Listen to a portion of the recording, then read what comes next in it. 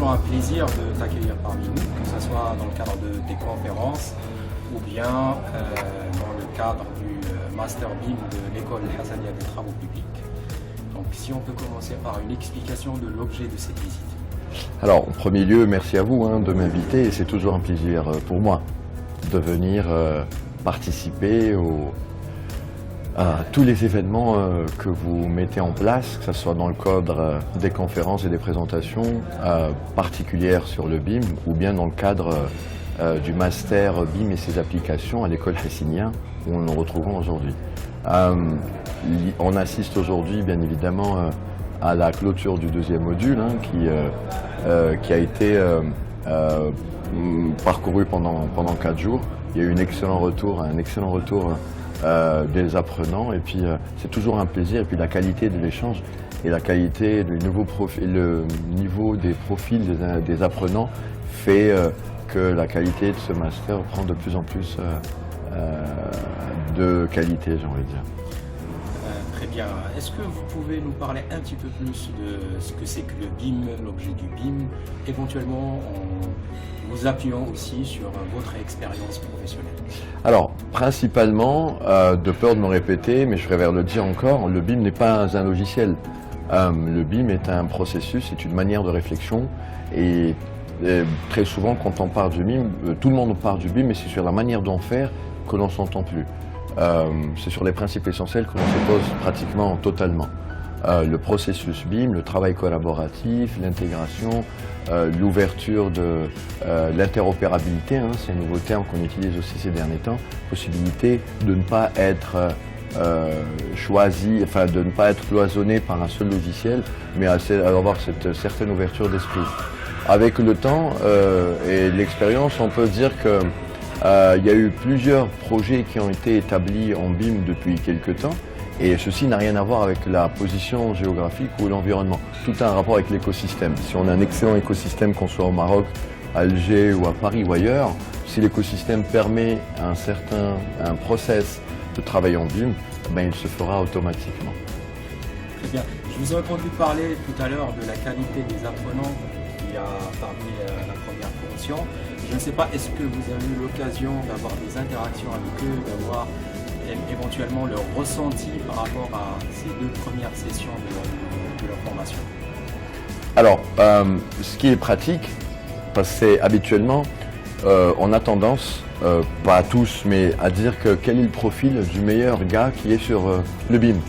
Est-ce que c'est un architecte, est-ce que c'est un ingénieur en génie civil, charpente, etc.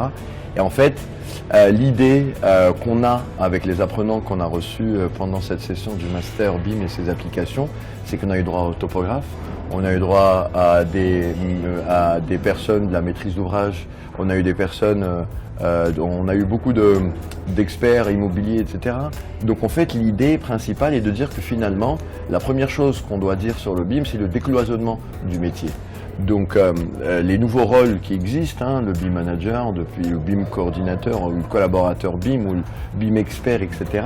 En fait, c'est des nouveaux rôles, c'est pas des nouveaux métiers. Donc on a tendance à faire aussi ce petit amalgame. Et en fait, l'exercice qu'on a, c'est que lorsqu'il y a des retours d'expérience, donc on se base sur ça, c'est que par exemple le topographe avec les nouvelles technologies du scan to BIM, ils vont voir en fait les experts du métier, les professionnels de la construction, vont dire que finalement le topographe n'est pas la personne qui vient pour nous faire un relevé de terrain, between brackets, qui est un terme relativement faible parce que maintenant on parle de capture de réalité et donc il dit réalité, il dit patrimoine existant ou bien le patrimoine futur, etc. Donc on va voir que finalement c'est un travail d'accompagnement. Au travail collaboratif, on fixe tout sur un seul modèle global dans lequel la totalité des intervenants ont la possibilité de mettre, j'ai envie de dire, leur grain de sel. Parfait. Alors, juste pour conclure, cher Léna, moi de t'appeler ainsi. Quelles recommandations ferais-tu à ceux qui veulent s'inscrire dans ce master? Alors, comme je l'ai dit, je suis très heureux parce que ça c'est la première vague, j'ai envie de dire, du master. La prochaine aura lieu, Inch'Allah, en février 2020. Et en fait, l'idée est que nous vivons actuellement, ce qu'il faut savoir, une des informations, vous savez que le monde de la construction reste le dernier de la classe. On a tendance à croire qu'avec les logiciels, le monde de la construction est digital, alors que forcément non, c'est le tourisme. C'est le tourisme c'est ce domaine-là qui est digitalisé le plus actuellement. Et en fait, ce qui est intéressant avec ça, c'est qu'au lieu de dire ou de penser qu'on sait faire du BIM, etc., s'inscrire dans ce genre d'institution, dans ce genre de master, nous permet principalement d'acquérir des informations qui nous permettent d'être prêts à confronter la réalité. Ce qu'il faut savoir, c'est que dans quelques pays, par exemple l'Angleterre, que je cite, que je connais très bien, dans lequel j'ai bossé plusieurs années, le BIM est devenu obligatoire pour la totalité des projets. S'il est obligatoire aujourd'hui en Angleterre, il le sera obligatoire dans quelques temps. Il faut dire ce qu'il en est. Donc être prêt à ce changement, on en parle très souvent, et ne peut être que bénéfique. Donc il vaut mieux se préparer, pour ceux qui ont peur de ce changement de la formation du BIM, l'ignorance dans quelques années, quand ça le frappera à la porte, il vaut mieux être prêt. Voilà.